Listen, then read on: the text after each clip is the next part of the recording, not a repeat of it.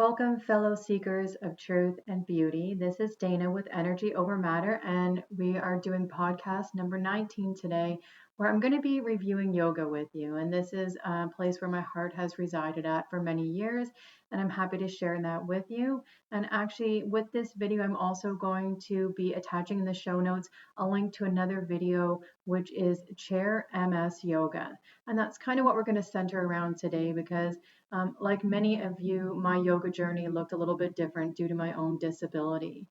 So I might just start with where I started with yoga. So I was always into running and endurance kind of sports. So I always cycled back and forth to work. And this might be after training for 2 hours running in the morning, doing HIIT cardio in the evening, because I'm an A-type personality and a doer.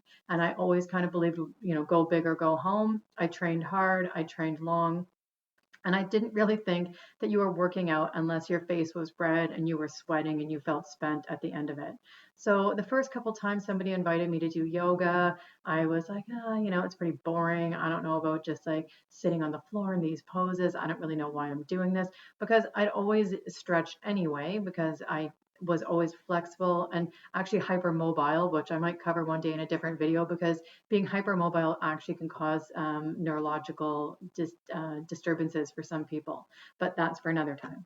So yeah, yoga to me, I didn't understand it when I first did it, and I mean, it felt nice. It was okay. I like stretching, and it was, I I think the first time I really started to enjoy it was more so when I was pregnant, because my energy level was low, and I'm not running anymore. And I did prenatal yoga classes, and it kind of matched the energy level that I had at the time. And so I kind of got my first taste of it then, and I started to realize, okay, so maybe there's something that's like anxiety reducing in this, and maybe it makes you kind of feel better when you're done doing it. But after pregnancy, I went right back into running and kind of forgot about yoga again. And I think that I thought a lot about yoga the way I first thought about meditation because I had a very active monkey mind, always jumping from one thing to another, involved in so many things. I couldn't even sit down to watch TV. And so for me, when I would sit down to meditate, I would be like, wow, I can't do it. I suck at meditating. And so I just figured that's not for me and I gave up. And I did later come to realize that the people that struggle the most are the ones that need it the most because it's that monkey mind that needs to really calm down. I mean, meditation for me now is very easy to drop into the flow because I've been practicing for so long. I mean, some days are better than others because, like everything, our mind and the consistency of our thoughts and what's going in our life is malleable and changes. So, with yoga, anyway, I practiced on and off for years. It wasn't really until this relapse that I actually understood what yoga really was. So, for any of you that haven't watched other episodes with me, about 3 or 4 years ago, I had a major relapse, the worst one, the one that taught me to respect my MS. And I lost my ability to walk first, and then my eyesight, and then both hands, and then my trunk. So I couldn't even really sit up. So the idea even of meditation and yoga became difficult because I couldn't even sit cross-legged. I couldn't get up and down off the floor independently. And so I thought, I knew right away the first time that I'd ever had MS that meditation made sense to me because I knew about the mind body connection. It made sense. I had always had these heightened periods of stress, which led to my relapses and my symptoms. So in this relapse, I knew, okay, well, I'm couched now. I can't do anything. I'm definitely not running. I'm definitely not, I can't even hold a pen anymore. I can't feed myself or bathe myself. I was like, so what can I do? I can still breathe. And if I can breathe, then I can do yoga because I think a lot of us assume that yoga is only just in the poses and in the doing. We think of yoga body and yoga pants and yoga studios and inversions and headstand and balance poses, and we think that this is what yoga is. But now that I've studied yoga for years, I have come to understand so much more that that's one small part of yoga, and we do those poses because it does open our body and our energy flows. It allows us to be able to sit in meditation for longer. But the purpose of yoga is to unite our mind, our body, and our spirit. And that can be done simply with the breath.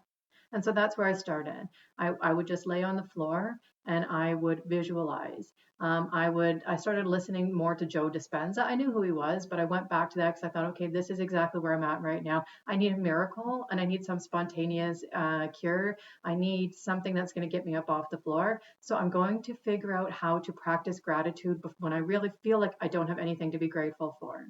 But that isn't true because gratitude is exponential. Once you start to think about gratitude, all of a sudden it just goes so big and so far that it's hard to even stop being grateful.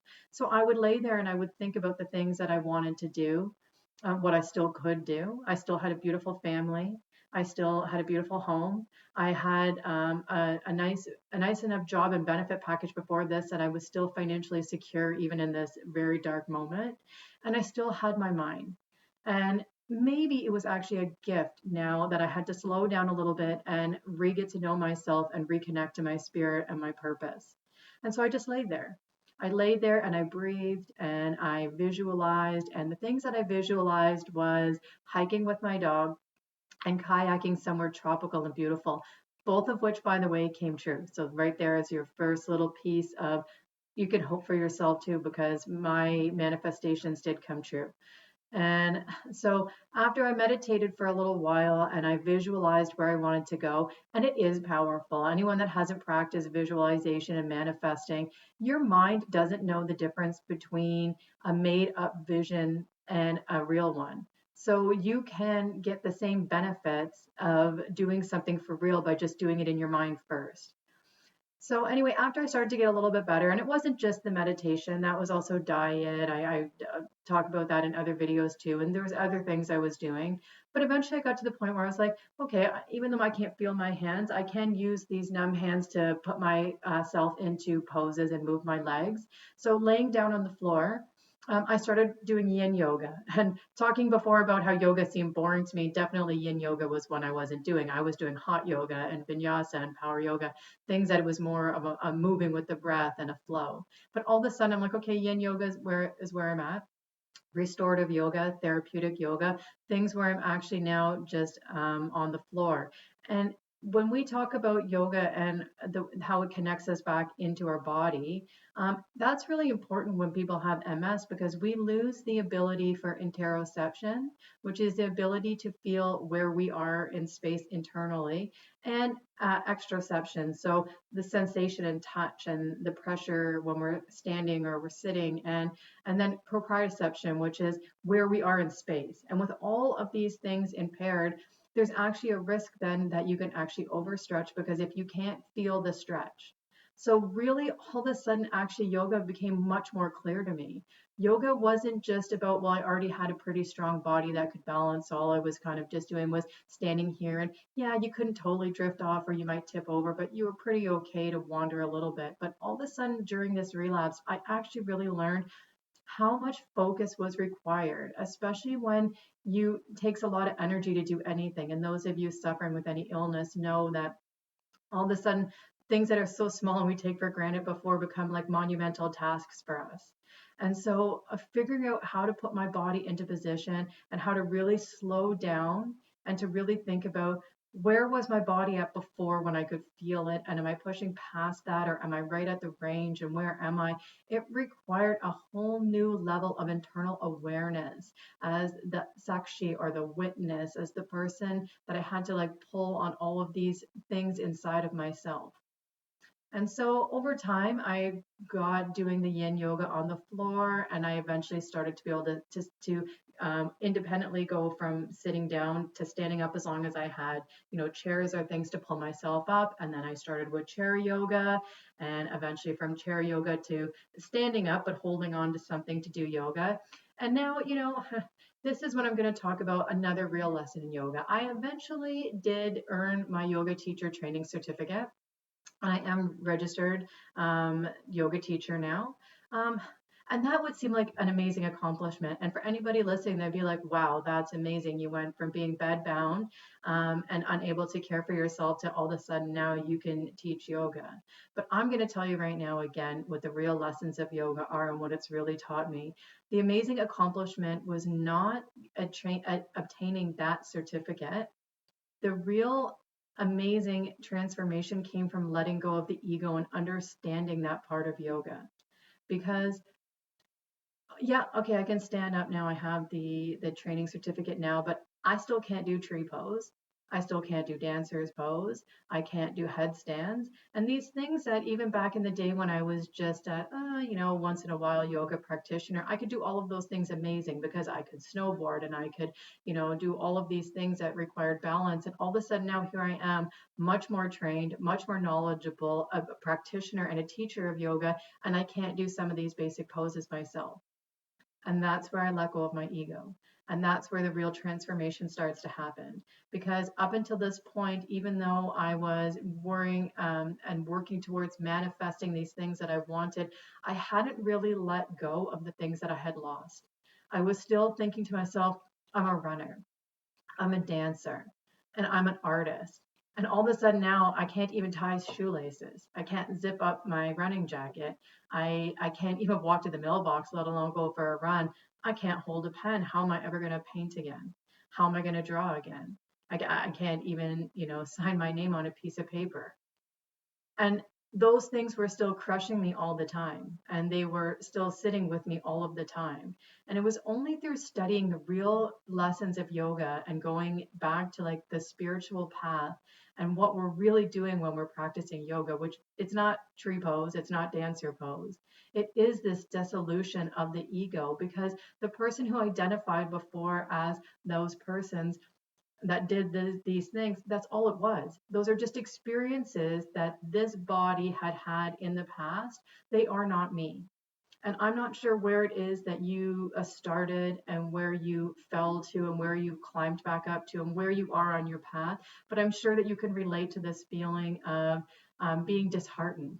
And, and cycling between, yeah, I can say when I'm grateful and I can think of the things, but then in the next moment I'm angry and I'm pissed off that this happened to me and all the things that I lost, and I'm upset now about the things that I might never have again. But you know what the answer is in the end? So what?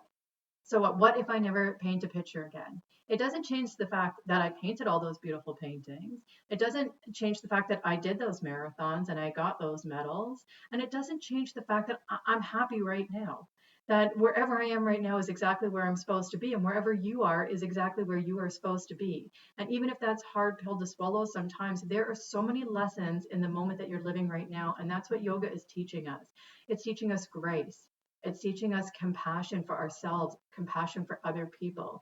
It's teaching us to be non judgmental. We are not in a competition with somebody else to hold a pose deeper, longer, for any of these things. What we are is we are in dialogue with ourselves, where we are. And who is ourself? Is ourself just those identifiers of Dana, artist, mother, any of these things? Not in the real scheme of things. The eternal self that we are is beyond just this one body and this one moment of experience. And we are certainly not our past experiences either. And although I believe that it's really beneficial to manifest future dreams for yourself, if we don't achieve them in the end and we don't obtain them, then we have to be happy in the journey and in the doing. So wherever you are right now, embrace it. And if you're going to attempt to take my chair yoga class, then that's amazing. And you should pat yourself on the back that you're going to show up for yourself again, that you're going to find a way to still breathe. Breathe in the prana, breathe in the life force and the vital thing that you are and your soul. And I thought often when I used to say, in yoga studios, namaste to people, to be honest, I didn't even really know what it meant. I was like, okay, I heard Sanskrit before. I'm like, so that's a term that they must say. Maybe it means like hello. It's that you bow, so it must be something that you're honoring somebody. It wasn't until I became a yoga teacher and I started learning Sanskrit that I was like, okay, so it means that the light in me, the being, can recognize and see the light in you. Now that is really beautiful.